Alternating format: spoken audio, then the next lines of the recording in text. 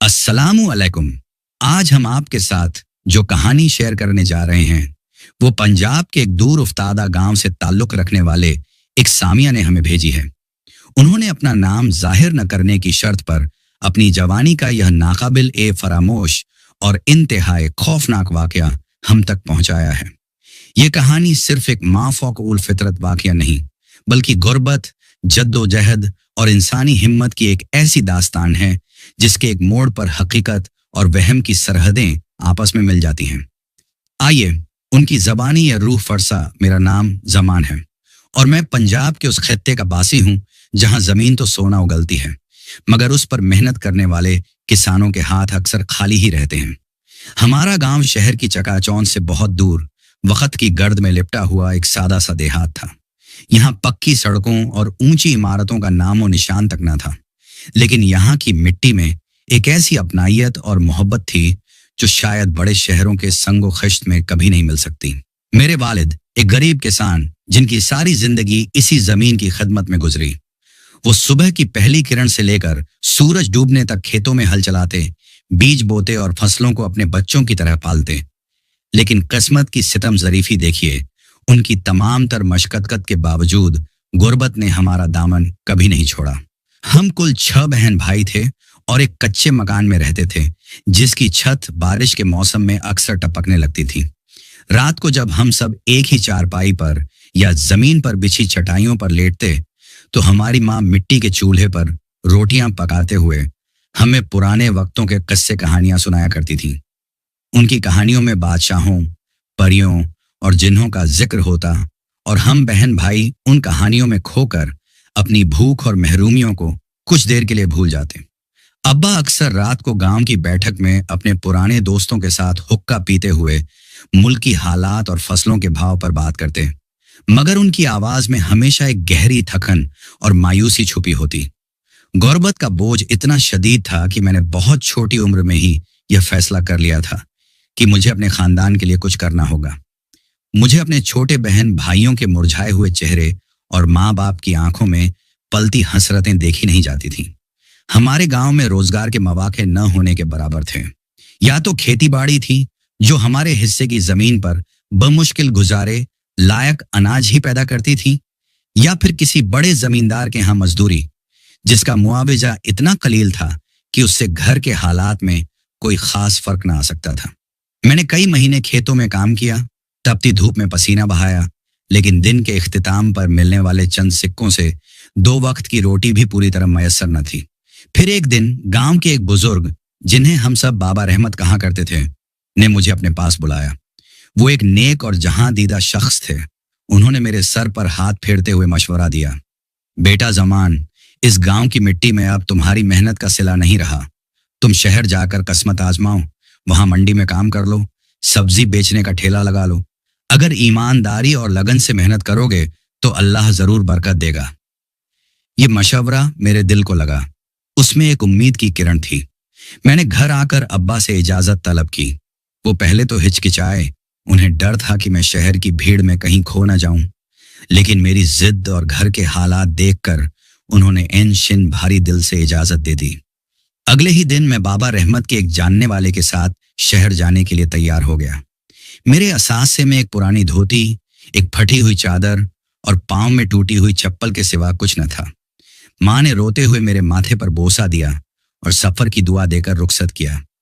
जब मैं पहली बार शहर पहुंचा तो मेरी आंखें खुली की खुली रह गईं।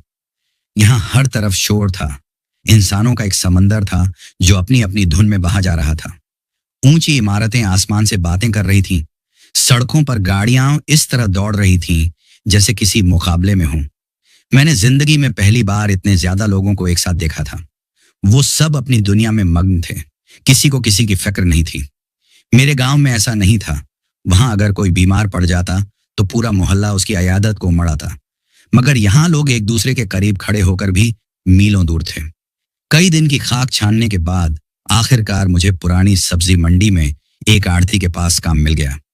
मेरा काम सुबह सवेरे ट्रकों से सब्जियों की बोरियां उतारना, उन्हें साफ करना, दुकान पर तरतीब से लगाना और ग्राहकों को सामान तोल कर देना था।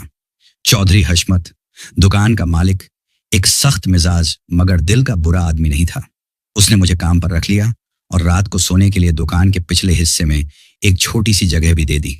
दिन भर की सख्त मेहनत के बाद जो मजदूरी मिलती, उसमें से मैं अपने खाने पीने का खर्चा निकालकर बाकी रकम एहतियात से जमा करता रहता, ताकि महीने के आखिर में घर भेज सकूं। कुछ अरसे बाद जब मेरे पास थोड़े पैसे जमा हो गए तो चौधरी हशमत ने मुझे उधार पर एक पुरानी रेहड़ी और कुछ सब्जी दिलवा दी। अब मैं मंडी से सब्जी खरीदता और शहर के मुख्तलिफ मोहल्लों में फेरी लगाकर बेचता। इस काम में मुनाफा थोड़ा ज्यादा था और मैं पहले से ज्यादा खुश था। ताहम इस नए मामूल की एक कीमत थी। चूंकि मैंने शहर में किराए पर कमरा लेने के बजाय रोजाना गांव से आना जाना ज्यादा मुनासिब समझा, ताकि ज्यादा से ज्यादा पैसे बचा सकूं। इसीलिए मेरा दिन बहुत जल्दी शुरू होता और बहुत देर से खत्म होता। मुझे रोजाना सुबह पौ फटने से पहले गांव से निकलना पड़ता और शाम को अंधेरा गहरा होने के बाद वापसी होती। ये सफर आसान नहीं था। गांव से शहर जाने वाला कच्चा रास्ता एक वीरान इलाके से गुजरता था, जिसके एक तरफ मीलों तक फैले खेत थे और दूसरी तरफ एक वसीओ अरीज और पुराना कब्रिस्तान था। ये कब्रिस्तान सदियों पुराना था और गांव के बुजुर्गों के मुताबिक यहाँ कई पुरअसरार वाकयात पेश आ चुके थे। लोग कहते थे कि यह जगह आसेब ज्यादा है। कई लोगों ने कस्में खाकर दावा किया था कि उन्होंने रात के वक्त वहां से गुजरते हुए अजीब और गरीब साए देखे हैं और डरावनी आवाजें सुनी हैं। कुछ का तो यह भी कहना था कि उन्होंने कब्रों के दरमियान सफेद लिबास में मलबूस किसी औरत को चलते हुए देखा है। मैं इन बातों को हमेशा वहम और सुनी सुनाई कहानियां समझकर नजरअंदाज कर देता। मेरा मानना था कि इंसान को सिर्फ अल्लाह की जात से डरना चाहिए और यह सब कमजोर अकीदे की बातें हैं। गांव के कई लोगों ने, हत्ता कि मेरी माँ ने भी मुझे तंबीह की थी कि रात को इस कब्रिस्तान के करीब से न गुजरा करूं, मगर मेरे पास कोई और चारा नहीं था। अगर मैं कोई दूसरा रास्ता इख्तियार करता जो कि गांव के दूसरी तरफ से घूम कर जाता था, तो मुझे कई मील इजाफी पैदल चलना पड़ता और घर पहुंचने में मजीद 1 घंटा लग जाता। वैसे भी मेरे पास इतने पैसे नहीं थे कि मैं रोजाना किसी तांगे या सवारी का किराया बर्दाश्त कर सकता। इसलिए मैं हर रात अपने दिल को मजबूत करके उसी रास्ते से सफर करता रहा और खुद को समझाता कि यह सब लोगों के जहन का फितूर है, हकीकत में ऐसा कुछ नहीं होता। लेकिन मुझे क्या मालूम था कि मेरी यह खुद एतमादी बहुत जल्द टूटने वाली थी और यही कब्रिस्तान मुझे जिंदगी का वो तजर्बा देने वाला था जो आज भी मेरी रूह को कपकपा देता है। शहर में सब्जी बेचते हुए मुझे चंद महीने गुजर चुके थे। हर दिन तकरीबन एक जैसा ही होता। सुबह सवेरे उठना, माँ के हाथ की बनी बासी रोटी और लस्सी का नाश्ता करना और फिर लंबे सफर पर रवाना हो जाना। गांव के कच्चे रास्ते खास तौर पर बारिश के दिनों में अजाब बन जाते। कीचड़ इतना ज्यादा हो जाता कि चलना दूभर हो जाता। कई बार ऐसा हुआ कि मेरा पांव कीचड़ में धंस गया और जब मैंने जोर से पांव बाहर निकाला तो चप्पल वहीं रह गई। फिर मुझे एक हाथ से रेहड़ी संभालते हुए दूसरे हाथ से कीचड़ में लतड़ी अपनी चप्पल तलाश करना पड़ती। मंडी की जिंदगी भी अजीब थी। वहां हर कोई एक दूसरे से आगे निकलने की दौड़ में लगा था। कोई चीख चीख कर आवाजें लगाता, आलू ले लो, ताजा प्याज ले लो, तो कोई ग्राहकों को अपनी तरफ खींचने के लिए झूठे सच्चे कसीदे पढ़ता। मैंने भी आहिस्ता आहिस्ता इस काम का फन सीख लिया था। कभी कभी खरीदारों से बहस भी हो जाती। एक दिन एक खातून आई और टमाटर का भाव पूछा। मैंने कीमत बताई तो वो गुस्से से बोली, इतने महंगे? तुम लोगों ने तो गरीबों का जीना हराम कर दिया है। मैंने मुस्कुराकर नरमी से कहा, बाजी, अगर आप चाहें तो कुछ कम दे दीजिएगा, लेकिन यकीन करें इस महंगाई में हमें भी बामुश्किल 2 वक्त की रोटी ही नसीब होती है। मेरी सच्चाई शायद उनके दिल को लगी और वो हल्की सी मुस्कुराहट के साथ बोली, चलो दे दो, पर अच्छे वाले डालना। दिन भर की थकावट के बाद शाम को घर वापसी का मरहला सबसे कठिन होता। अक्सर सूरज ढलते ही मैं अपनी रेहड़ी खाली करके वापसी के सफर की तैयारी करता। शहर की रौनक रात को भी कम न होती, लेकिन जैसे जैसे मैं अपने गांव के करीब पहुंचता, रास्ते सुनसान और तारीक होते जाते। मेरा रास्ता हमेशा की तरह उस पुरअसरार कब्रिस्तान के पास से गुजरता था। कब्रिस्तान के इर्द गिर्द कीकर और शीशम के ऊंचे और पुराने दरख्त थे जो रात की तारीकी में और ज्यादा खौफनाक और पुरअसरार लगते थे।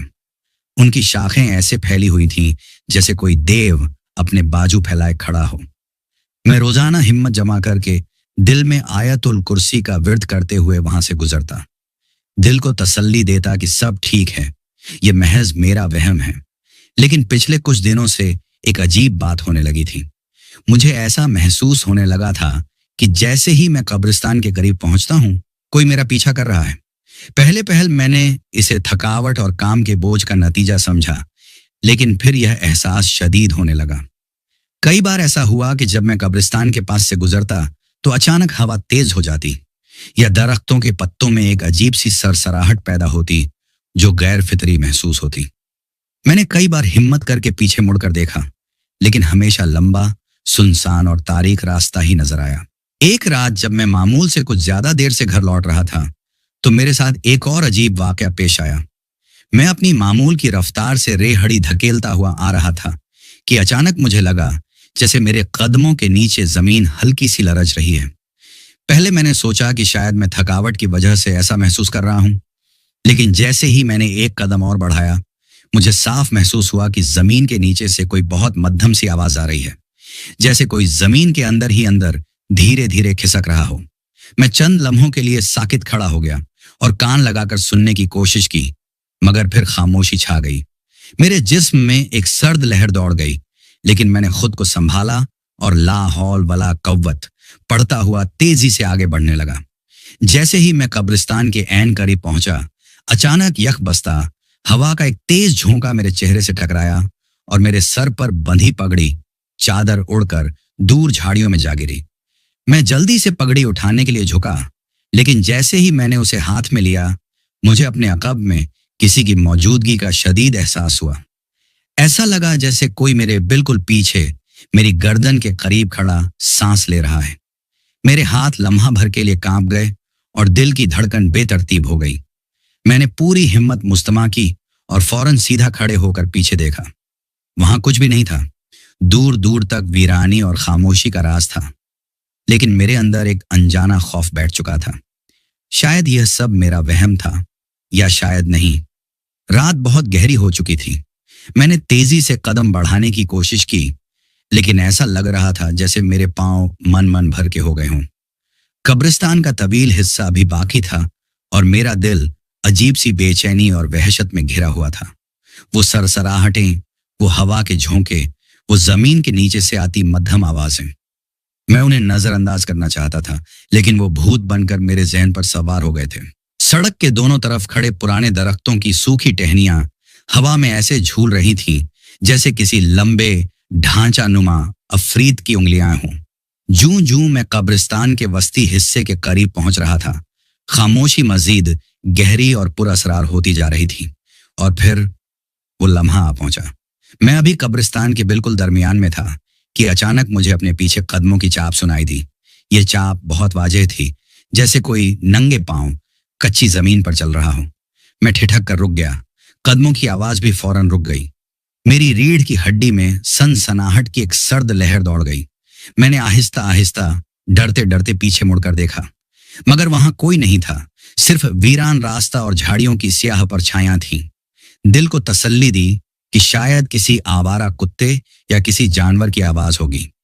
मैंने दोबारा चलना शुरू किया, लेकिन जैसे ही 2 कदम आगे बढ़ाए, वही आवाज फिर से सुनाई दी। इस बार आवाज मजीद करीब महसूस हो रही थी, जैसे कोई मेरे बिल्कुल पीछे चल रहा हो, मेरे कदम से कदम मिलाकर। मैंने फौरन अपनी रफ्तार तेज कर दी, मगर वो आवाज भी उतनी ही तेज हो गई।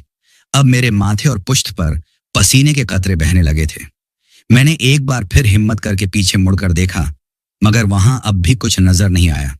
लेकिन इस बार एक अजीब बात हुई। जैसे ही मैंने पीछे देखा, कब्रिस्तान के अंदर कब्रों के दरमियान मुझे किसी चीज की मध्यम सी हरकत महसूस हुई। मैंने आंखें फाड़कर गौर किया तो लगा जैसे कोई लंबा सफेद साया कब्रों के दरमियान धीरे धीरे हरकत कर रहा हो।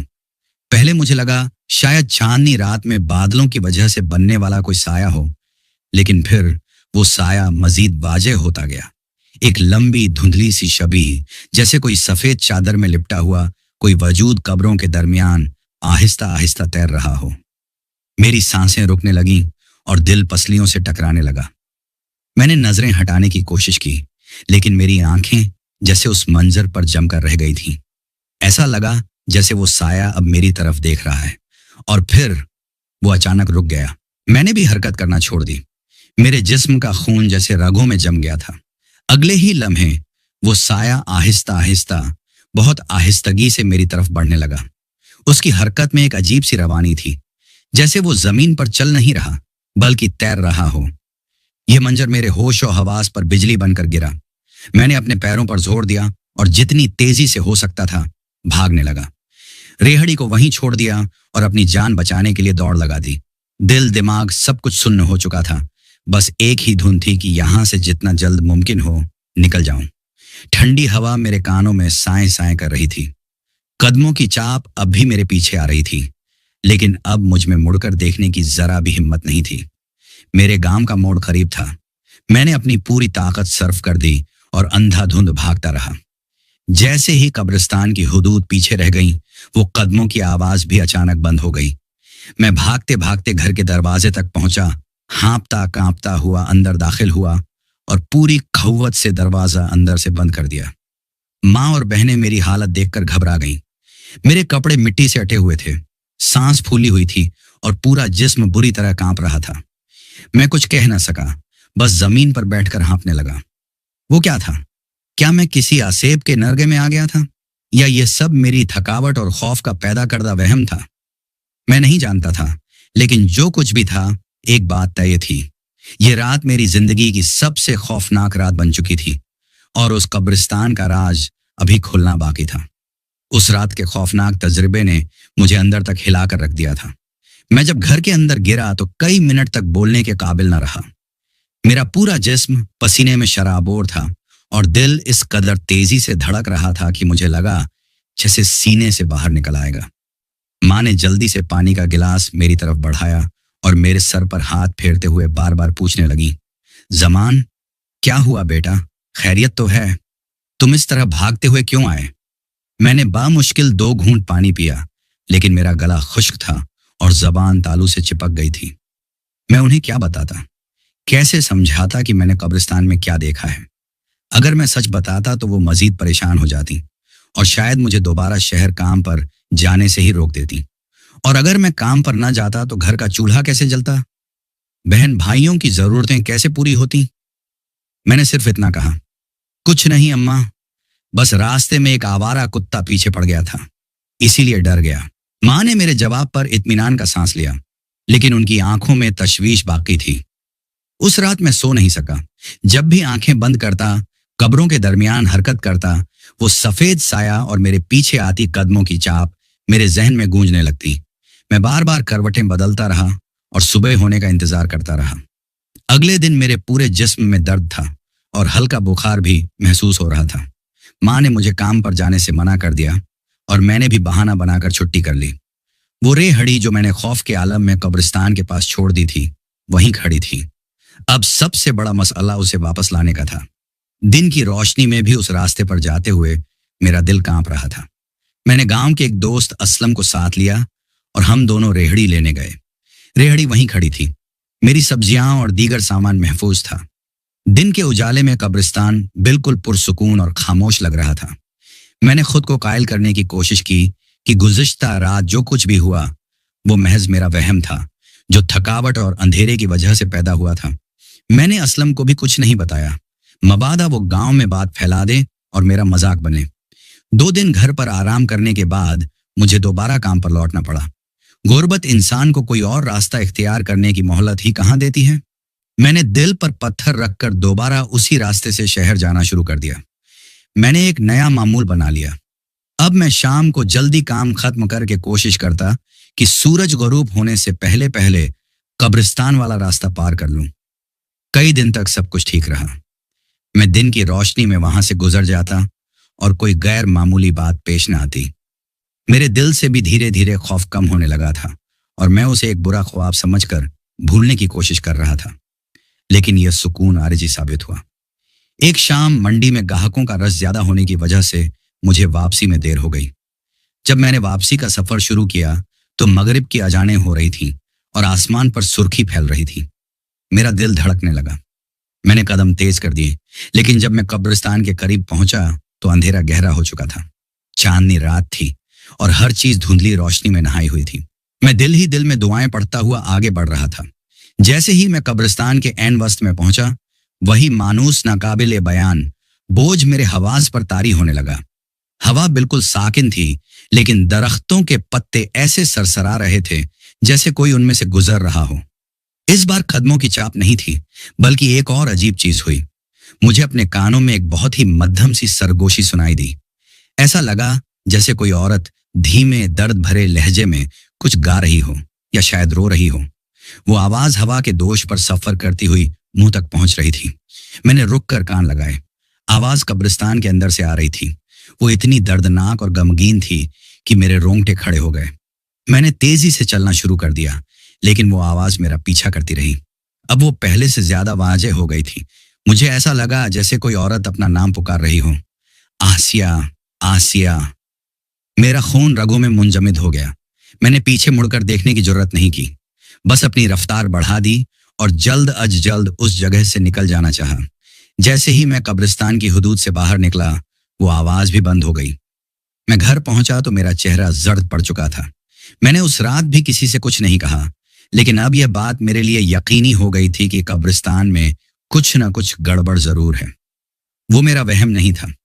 इस वाकये के बाद वो पुरअसरार वजूद ज्यादा बेबाक हो गया।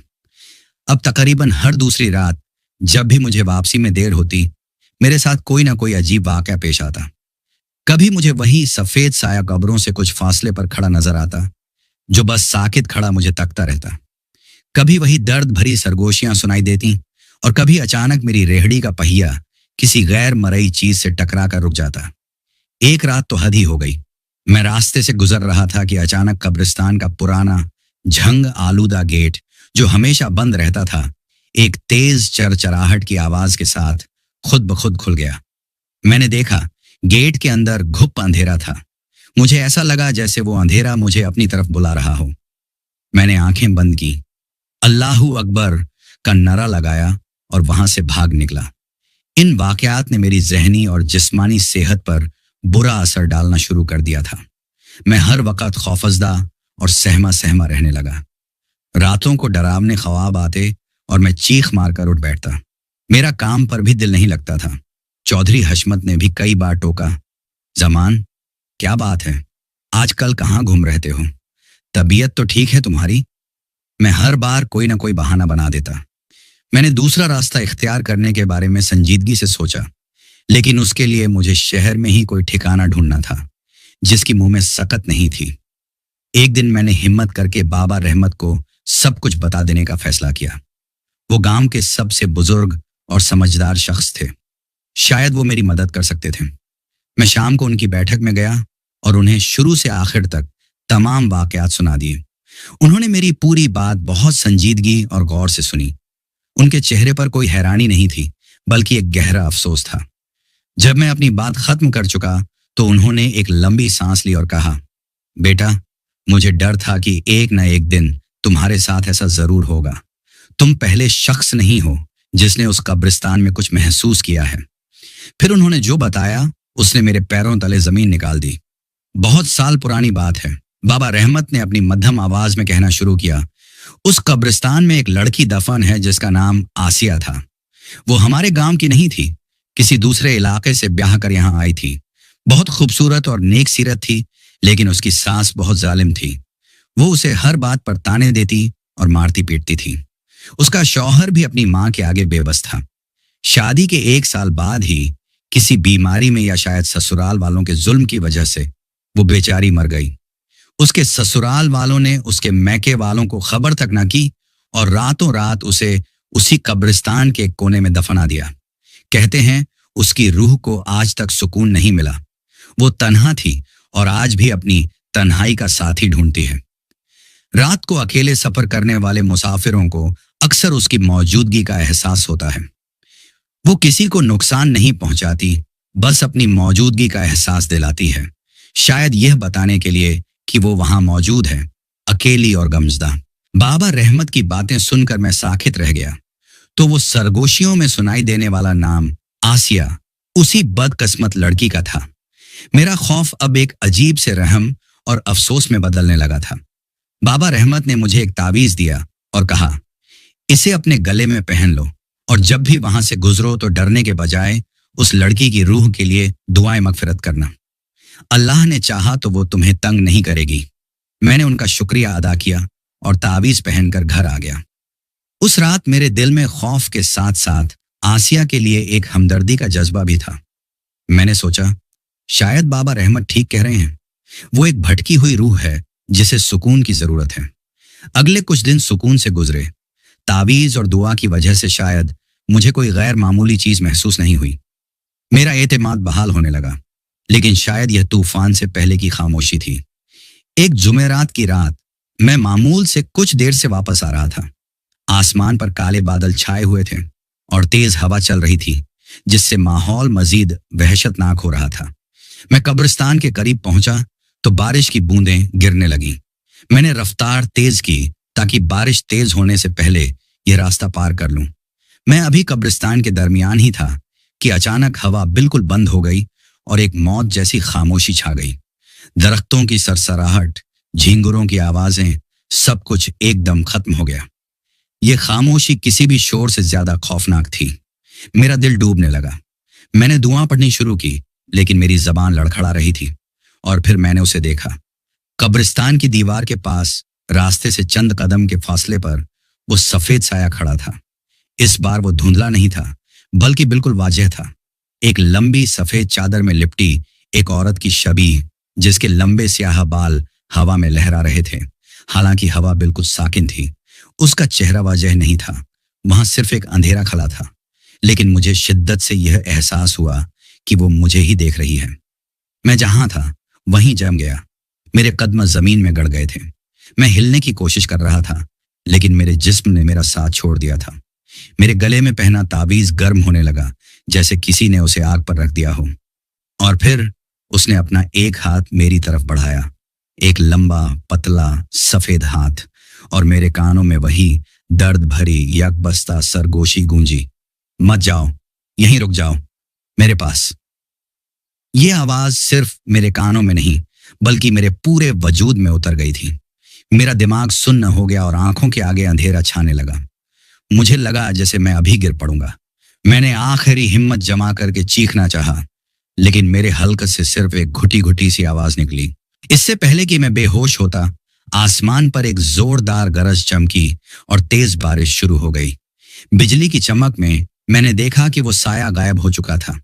बारिश के पानी ने जैसे मुझे होश दिलाया। मैंने अपनी सारी ताकत जमा की और दीवानावार घर की तरफ भागा। उस रात मैं यह जान चुका था कि अब बात सिर्फ मौजूदगी का एहसास दिलाने तक महदूद नहीं रही। वो रूह अब मुझसे कुछ चाहती थी और उसकी चाहत मेरी जान भी ले सकती थी। उस रात की दहशतनाक मुलाकात ने मेरे असाब को मुकम्मल तौर पर शिकस्त दे दी थी। मैं जब घर पहुंचा तो मेरी हालत पिछली बार से भी बदतर थी। मैं तेज बुखार में जल रहा था और बार बार वो मुझे ले जाएगी कहकर बड़बड़ा रहा था। माँ और बहनें सारी रात मेरे सर पर पट्टियां रखती रहीं, लेकिन मेरा बुखार कम होने का नाम ही नहीं ले रहा था।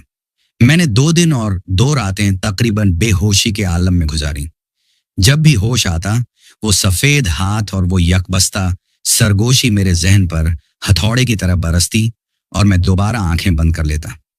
गांव में खबर फैल गई कि जमान पर किसी आसेब का साया हो गया है। लोग तरह तरह की बातें करने लगे। कोई कहता कि यह उसी कब्रिस्तान वाली चुड़ैल का काम है, तो कोई इसे मेरे दिमाग का खलल करार देता। इस दौरान बाबा रहमत भी मेरी आयादत को आए। उन्होंने मेरी हालत देखी और मेरी माँ को तसल्ली देते हुए कहा कि फिक्र न करो, सब ठीक हो जाएगा। जब तीसरे दिन मेरा बुखार कुछ कम हुआ और मैं होश में आया, तो मेरे अंदर एक गहरा खौफ और मायूसी बैठ चुकी थी। मैंने फैसला कर लिया कि अब मैं शहर काम पर नहीं जाऊंगा, चाहे भूखा ही क्यों ना मरना पड़े। मैंने माँ से साफ कह दिया, अम्मा, मैं अब उस रास्ते से नहीं गुजर सकता, वो मुझे मार डालेगी। माँ ने रोते हुए मेरा माथा चूमा और कहा, बेटा, तेरी जान से बढ़कर कुछ नहीं, हम यहीं गांव में मेहनत मजदूरी करके गुजारा कर लेंगे। मैंने काम पर जाना छोड़ दिया। शुरू के कुछ दिन तो सुकून से गुजरे, लेकिन फिर घर में फाकों की नौबत आने लगी। जो थोड़ी बहुत जमा पूंजी थी, वो मेरी बीमारी और दवा दारू पर खर्च हो चुकी थी। अब्बा बूढ़े हो चुके थे। उनके लिए अकेले खेतों का काम संभालना मुश्किल था। छोटे बहन भाइयों के भूखे चेहरे मुंह से देखे नहीं जाते थे। मेरे अंदर एक कश्मकश शुरू हो गई। एक तरफ मौत का खौफ था और दूसरी तरफ अपने खानदान की जिम्मेदारी का एहसास। मैं रातों को जागता रहता और सोचता कि मैं क्या करूं। क्या मैं अपने खौफ की वजह से अपने पूरे खानदान को भूखा मरने दूं? एक हफ्ते बाद जब घर में खाने को अनाज का एक दाना भी ना रहा, तो मैंने एक इंतहाई मुश्किल फैसला किया। मैंने सोचा कि मैं इस खौफ का मुकाबला करूंगा। मैं कब तक इस तरह डर कर जीता रहूंगा? मुझे अपने खानदान के लिए यह जंग लड़नी ही होगी। मैं दोबारा बाबा रहमत के पास गया। इस बार मेरे चेहरे पर खौफ की बजाय एक अज़म था। मैंने उनसे कहा, बाबा, मैं इस तरह हार नहीं मान सकता। मुझे कोई रास्ता बताएं। मुझे इस खौफ से निजात हासिल करनी है। बाबा रहमत ने मुझे गौर से देखा और मेरी आंखों में अज़्म देखकर मुस्कुराए। वो बोले, बेटा, असल बहादुरी खौफ से भागना नहीं, बल्कि उसका मुकाबला करना है।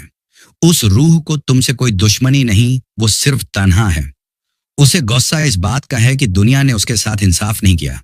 उसे सुकून की जरूरत है। फिर उन्होंने मुझे एक तरकीब बताई। अगली बार जब तुम वहां से गुजरो और अगर वो तुम्हारे सामने आए तो भागना मत, वहीं रुक जाना। डरना मत, क्योंकि तुम्हारा खौफ ही उसकी ताकत है। हिम्मत करके उसके लिए दुआ करना, कुरान पाक की कोई सूरत पढ़ना और अल्लाह से उसकी मगफिरत और सुकून के लिए इल्तिजा करना। उसे यह एहसास दिलाओ कि तुम उससे डर नहीं रहे, बल्कि उसके दर्द को समझते हो। बाबा रहमत की बात मंतिकी लग रही थी। शायद भागने की वजह से ही वो मजीद मुश्तइल हो जाती थी। मैंने उनकी बात पर अमल करने का तहिया कर लिया। मैंने अपनी माँ को बताया कि मैं कल से दोबारा काम पर जाऊंगा। वो बहुत डरी, लेकिन मेरे इसरार पर खामोश हो गईं। अगली शाम मैं जानबूझकर देर से घर के लिए रवाना हुआ। मेरा दिल जोर जोर से धड़क रहा था, लेकिन मैंने खुद को मजबूत रखा। मैंने रास्ते भर दरूद शरीफ का विर्द जारी रखा। जूं जूं मैं कब्रिस्तान के करीब पहुंच रहा था, मेरे कदम भारी होते जा रहे थे, लेकिन मैं चलता रहा। जैसे ही मैं कब्रिस्तान के वस्त में पहुंचा, वही मनहूस खामोशी छा गई। हवा रुक गई और हर तरफ एक पुरअसरार सुकूत तारी हो गया। मैंने खुद को जहनी तौर पर तैयार कर लिया। मैंने अपनी रेहड़ी रोकी और इंतजार करने लगा। चंद लम्हों बाद वो मेरे सामने थी। उसी जगह रास्ते के किनारे सफेद चादर में लिपटी आसिया की रूह। इस बार भी उसका चेहरा एक स्याह खला था, लेकिन मुझे लगा जैसे वो मेरी हिम्मत को आजमा रही है। मेरा पूरा जिस्म कांप रहा था, लेकिन मैं बाबा रहमत की नसीहत याद करके वहीं खड़ा रहा। मैंने भागने की कोशिश नहीं की। उसने अपना सफेद यकबस्ता हाथ एक बार फिर मेरी तरफ बढ़ाया। मेरे हलक में कांटे चुभने लगे, लेकिन मैंने अपनी तमाम तर हिम्मत जमा की और बुलंद आवाज में सूरह अल फातिहा की तिलावत शुरू कर दी। मेरी आवाज कांप रही थी, लेकिन मैं पढ़ता रहा, अल्हम्दुलिल्लाहि रब्बिल आलमीन।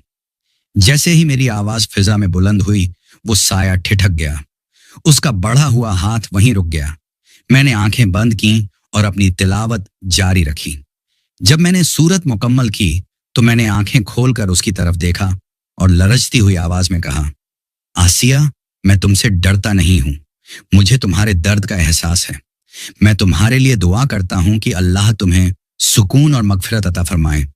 तुम तन्हा नहीं हो, अल्लाह तुम्हारे साथ है। ये कहते हुए मेरी आंखों से आंसू जारी हो गए। शायद मेरे अल्फाज में सच्चाई थी या मेरी दुआ में असर था। वो सफेद साया धीरे धीरे पीछे हटने लगा। वो धुंधला होना शुरू हुआ और चंद ही लम्हों में जैसे हवा में टहलील हो गया। उसके गायब होते ही माहौल यकलख्त बदल गया। हवा दोबारा चलने लगी। झींगुरों ने फिर से गाना शुरू कर दिया और वो मौत जैसी खामोशी टूट गई। मेरे जिस्म पर तारी बोझ खत्म हो गया और मैंने एक गहरी पुरसुकून सांस ली। मैं कुछ देर वहीं खड़ा रहा, इस बात का यकीन करते हुए कि जो हुआ वो सच है। फिर मैंने अल्लाह का शुक्र अदा किया, अपनी रेहड़ी उठाई और सुकून से घर की तरफ चल पड़ा। उस रात मैंने खौफ पर काबू पा लिया था। इस वाकये के बाद मैंने कभी आसिया की रूह को नहीं देखा। मैं रोजाना उसी रास्ते से गुजरता, लेकिन अब मुझे कोई खौफ महसूस नहीं होता था। अलबत्ता जब भी मैं उस कब्रिस्तान के पास से गुजरता, मैं हमेशा आसिया के लिए और कब्रिस्तान में दफन तमाम मरहूमीन के लिए दुआए मगफिरत जरूर करता। वक्त गुजरता गया। मैंने मेहनत जारी रखी और अल्लाह ने मेरी मेहनत में बरकत डाली। मैंने शहर में एक छोटी सी सब्जी की दुकान खरीद ली। मेरे हालात बदल गए। मैंने अपने बहन भाइयों को पढ़ाया लिखाया और उनकी शादियां की। गांव में अपना कच्चा मकान पक्का करवा लिया और अपने वालिदैन को हर वो सुकून दिया जिसके वो हकदार थे। आज मैं एक खुशहाल जिंदगी गुजार रहा हूँ, लेकिन जवानी का वो खौफनाक तजर्बा मैं आज तक नहीं भूला। वो कहानी अब भी मेरे जहन में ताज़ा है। मैं नहीं जानता कि वो क्या था, एक भटकी हुई रूह, मेरा वहम या कुछ और। लेकिन एक बात यकीनी है, उस रात मैंने सिर्फ एक असेब का मुकाबला नहीं किया था, बल्कि अपने सबसे बड़े खौफ का सामना किया था। कभी कभी हमारे खौफ ही सबसे बड़े भूत होते हैं, और जब तक हम उनका सामना ना करें वो हमारा पीछा नहीं छोड़ते। कुछ खौफ हमेशा के लिए दिल में घर कर लेते हैं, और कुछ साए कभी पीछा नहीं छोड़ते। लेकिन कभी कभी एक छोटी सी दुआ और हिम्मत का एक कदम उन सायों को